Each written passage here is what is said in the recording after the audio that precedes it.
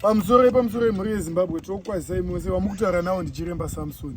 Chiremba samson anozivikanwa zvisingaiti munyika ino yezimbabwe nekutumira nyuchi kune mwana anenge abirwa. Right, tinenge tine nhau yandanga ndichinzwa yaprofeti Makandiwa yavanga vachiti hakuna n'anga muprofita kana ani zvake anokwanisa kunge iye aine simba rechiprofita chekuprofita chaizvo munyika ino yezimbabwe. Vazoti iwo neizvo nemuafrica.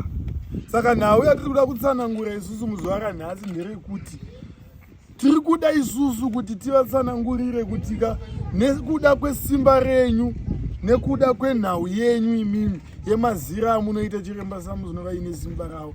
Isusu tiri kuti profeti Makandiwa matsananguro avaita ari wrong, nekuti ivo ava pasimba rekuti vatsanangure mazwi ekuti ivo vanoti muzimbabwe munomu vanoda kupinza maprofita pachikero chechiprofita. Ndiani uye ari ani ava pasimba rekuti ivo vakwanise kunge vachiunganidza vaprofita vezimbabwe?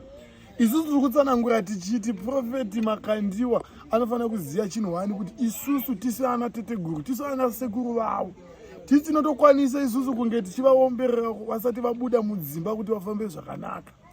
Saka nhau iripo ndeyekuti isusu hatisi kuti toda pfuma kana toda mari kutaurwa, asi isusu tiri kuda kuti isusu nhau yedu ini chandingakwanise kuita ndinotanga ndamutorerawo simba.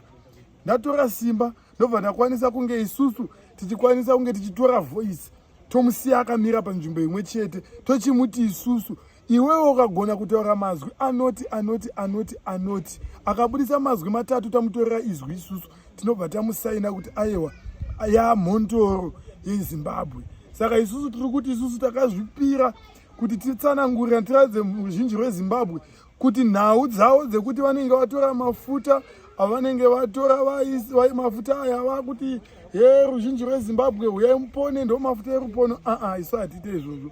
Isusu ndofunga hamusati mambonzwa tichitaura kuti muzimbabwe hamuna maprofita, hamuna n'anga, hamuna ana apostol. Isusu tinongozviitira zvinhu zvedu sekutumwa kwatinenge taita. Saka isusu tiri kuramba nhau dzekuda kurerutsa simba kana kuda kuratidzana simba nenzira dzikasarurama. Saka isusu tiri kutsura Makandiwa kuti sematsuriro atiri kukuita isusu ekuti iwewe kana uchiziva kuti une simba nderako, isu hatinei naro. Kana uchiziva iwewe kuti une zvimwe zvaunokwanisa kunge uchiita zvine chekuita nekubatsira kwevanhu, batsira vanhu. Zimbabwe yakawanda vanhu vane matambudziko vada kupora, vana vari kubirwa zuva nezuva, vana vari kurara vasina kudya, vana vari kutambudzwa nezvikwambo, vari kutambudzwa nezvidhoma, mudzimba hadzisi kurarika, vamwe vari kusiyiwa nevarandarume nenzira dzisina kunaka. Kana uine simba iwewe enda unobatsire, murege kuita simba rezvikoko zvemechisi kana simba rekutestana nekuita sei. Batsira ruzhinji rwezimbabwe runoda kubatsirwa. Nguva iyoyo yekuunganidzana nekuita sei isiyei mubatsire ruzhinji rwezimbabwe. Tarisai ruzhinji rwezimbabwe ruri kutambudzika, harusi kuda mazwi ekuti tichazonge tichida mafuta ndinge tizoda chakati kuti dai tichange tizoda kuunganidzana tichitaura zvisinei nematuro ekubatsirwa kwevanhu. Saka inini sachiremba Samson ndiri kutsanangura nekukutsura iwe Makandiwa ndichidaro ndichiti siyana nenhau yemaro nevaprofita nen'anga dziri mukati menyika ino yezimbabwe.